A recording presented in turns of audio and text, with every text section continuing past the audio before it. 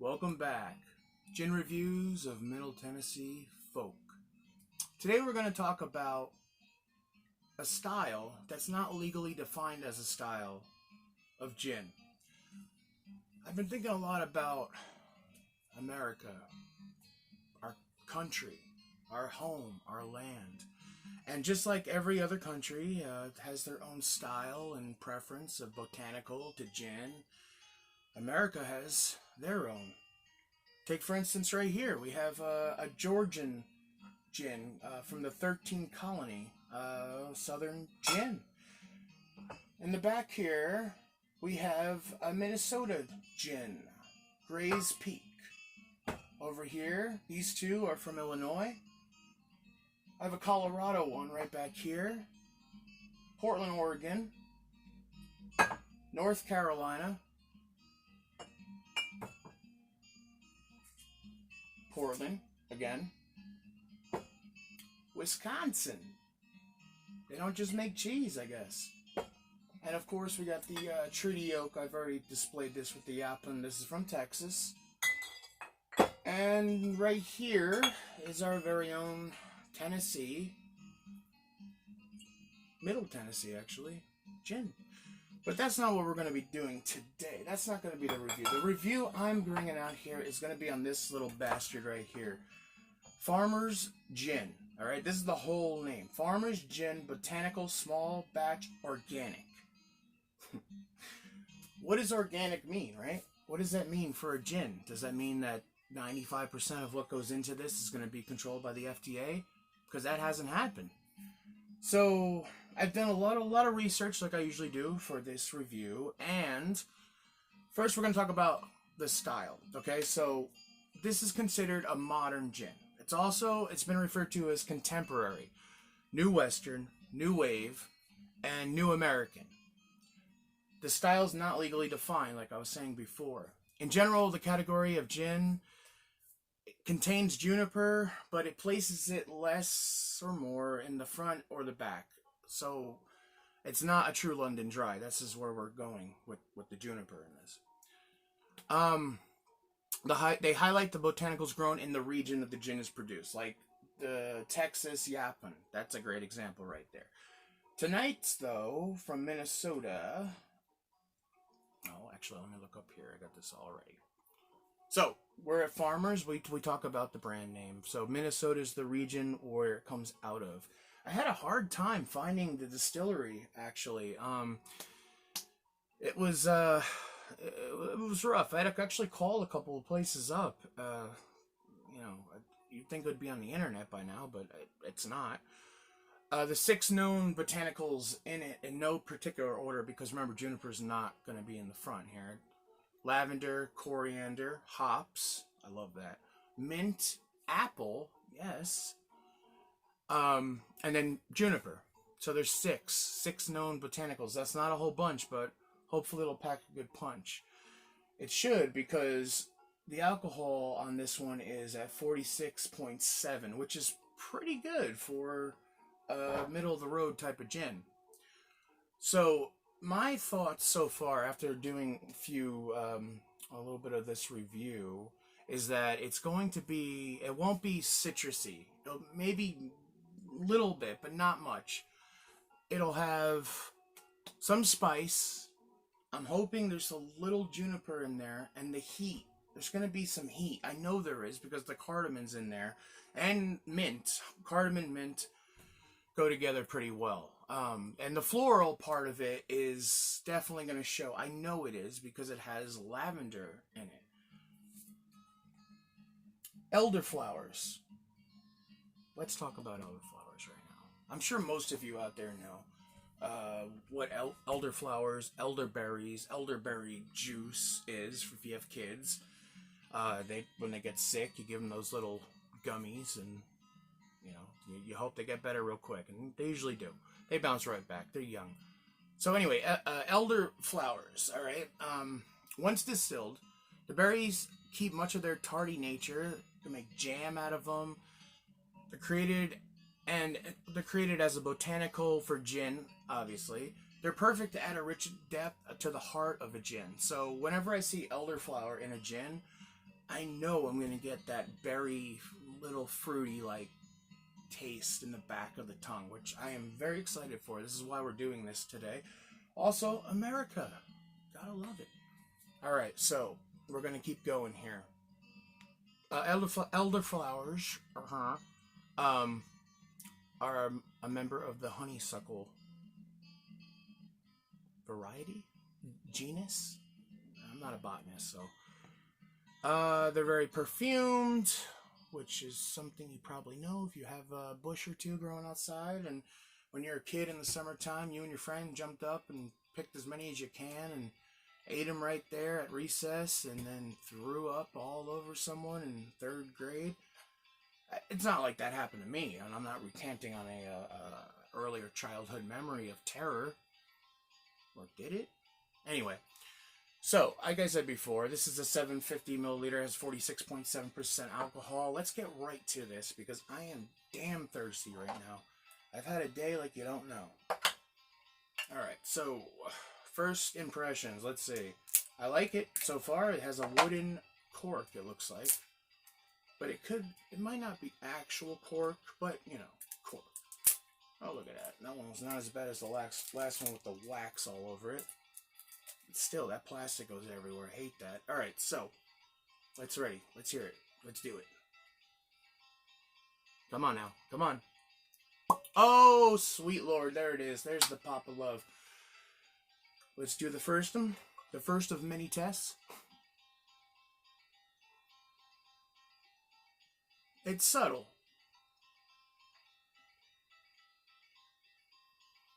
It's very subtle.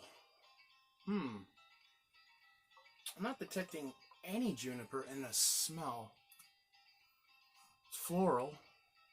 Definitely floral. I definitely get the, right away, the elderflower. You know what? Alright. I read, actually, I called a few people to get the information I needed for the distillery, and I got someone that worked in the distillery, and I asked them how they would drink this gin, and he told me he loves it neat, which, you know, is what we're going to do, but he said the other way that he loves this gin is neat with a big squeeze of lime. And I said, oh yeah, you know what, that's probably great because there's not any citrus in it, and you're kind of bringing the citrus into it, doing that with the lime. He said, yeah, you're right. I told him about the review page. He said, I'm going to watch it. His name's Jerry. Jerry, I hope you're watching this because I'm talking about you right now. Anyways, gotcha. So, this right here has been sitting for a minute, so give me part of my reach, part of my out of view. There's my ice right there. A little bit too much water for the likes. So, first we're going to do the neat pull and see where we're at. I'm not going to go too much on this because I'm going to do a couple of different ways here. Again. Oh, you know what? It opened up a little bit in the glass. Maybe that was the problem. I'm getting... The juniper is now coming through. I like this little tractor on the bottle, too. You know, the bottle is plain Jane, isn't it? Look at this. It's not something really that will, like, stand out. I didn't go into the store and say, oh, yeah, this is what I wanted. Oh, you know, I actually went to a really good friend's house last night, and she is from Minnesota. So when I saw that on the bottle, I said, you know what, let's do a Minnesota gin tonight to honor her. Thank you for the wonderful event last night.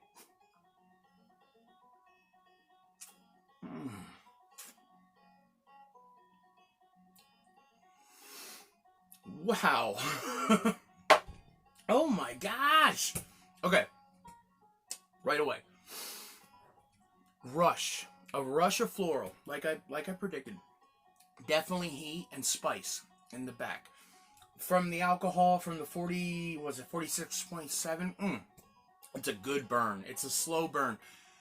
It's traveling still. It's about right midsection right now, and now it's going right down below. Oh my gosh. Awesome. Awesome. It's definitely, from the smell to the taste, is night and day. I really didn't think I was going to like this. Okay. All right. So let's do what my buddy said. Well, let's do what he actually said. He said, pour yourself a good old shot. I can't really do a Minnesota accent, so I'm not going to try. I'm not going to embarrass myself. And then right there on top of that for your cooling ability. And then I got this really nice chunk of lime right here. He said just squeeze it right on in. Hey, there we go, pal. Give it a good mix. I don't know where my spoon is. It's probably in the wash. Or in a dishwasher. The wash probably sounds more like I'm doing laundry with it. I'm not. Trust me. Alright, so. Salute. Cheers. Here's to you.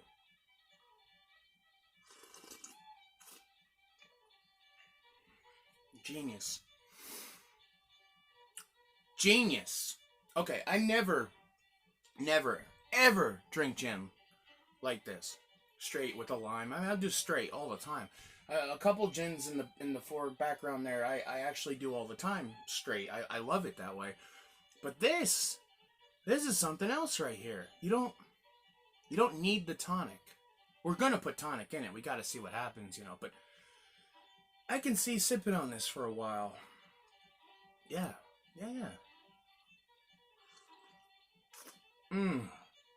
Okay, so the lime, the citrus in the lime is bringing that missing botanical that I personally love in gin. I need the citrus in a gin. That's why I use so much lime, lemon, orange, grapefruit, bitters I even love too. Tonight I got a nice orange bitters that we're going to add to the tonic because I thought it might need it, and it probably does. The ice, now the longer it's sitting in here, the more it's getting diluted, and I think that's the idea with this because of that alcohol burn, which is great, don't get me wrong, but if you're going to sit and have a conversation with someone and you're all drinking, you don't want to be the one that drinks it like, 3 seconds and say, I need more right away. I mean, you can be that guy, Lord knows I've been there, but you really want to enjoy and savor, and that's how I could see this going down. Just a good evening with friends, relaxing, maybe a bonfire, maybe just inside around the dinner table after a good meal and just sipping on this and talking. I love it.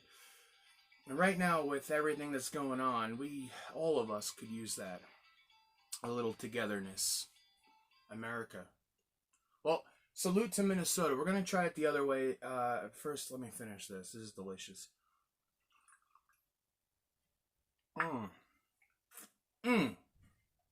Oh, wow, is that good. Alright, so I'm not going to waste this beautiful chunk of ice, so we are going to recycle and go right to our gin and tonic. So let's do that. Right in front of me. It's always right in front of me. Everything. Even the stuff that I can't physically see. Some of you will get that. Alright, so there we go. We're going to do that right there. Today I'm going to use Q. Q tonic has always been there for me. Not like Fever Tree. I mean, it's good, don't get me wrong, but it's a close second. I would say Q is my second favorite after Fever Tree. Alright, so I am going to do a little difference than I normally do. Now, knowing that the citrus wasn't going to be so in your face popping out, I planned this out a little differently. So I got my lime here. We're going to put the whole peel right in. I got a little lemon, just a little bit of lemon. It's not much, just a squirt right there. Also put that in there. Now, also, I want to do some of these orange bitters. I want to bump up the citrus. I want to get the full citrus effect. Now, when I do bitters, I usually do about 2 to 3. So 1, 2, 3. Always count them out, because if you're a little sloshed later on, you might not remember how many. And the worst thing in the world is just having pure bitters in your mouth. Some people though, Alright, so again, pardon my knife, but it's a good way of mixing this up.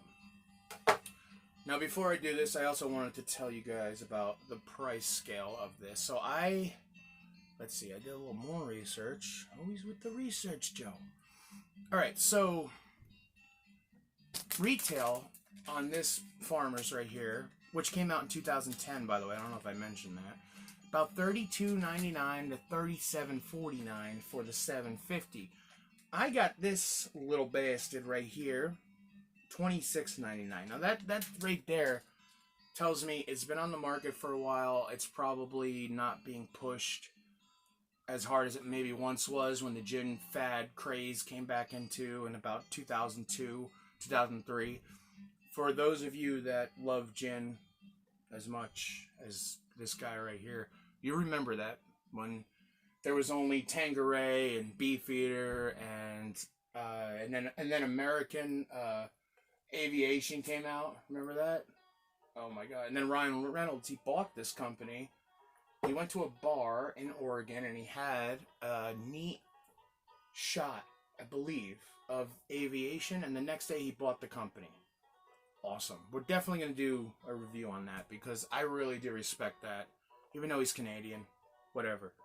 Alright, so here we go with the tonic, the Q, the bitters, citrus, Farmers Gin, small batch, organic. Again, organic? I don't know.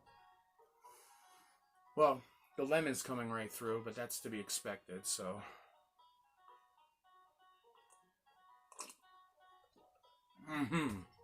Oh my gosh.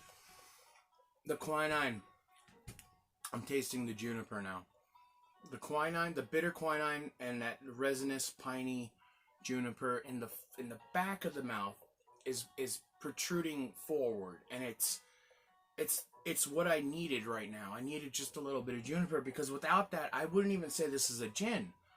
I could smell it, but I can't taste it. And now with the addition, I'm sure with the orange, with the bitters acting with the quinine, the bitter and the quinine, the bitters and the bitters and all that citrus peel that's in there, I think that's what it's doing. I mean, I'm not 100%, but I've been drinking a lot of gin, so I think I could say pretty accurately that's what's going on.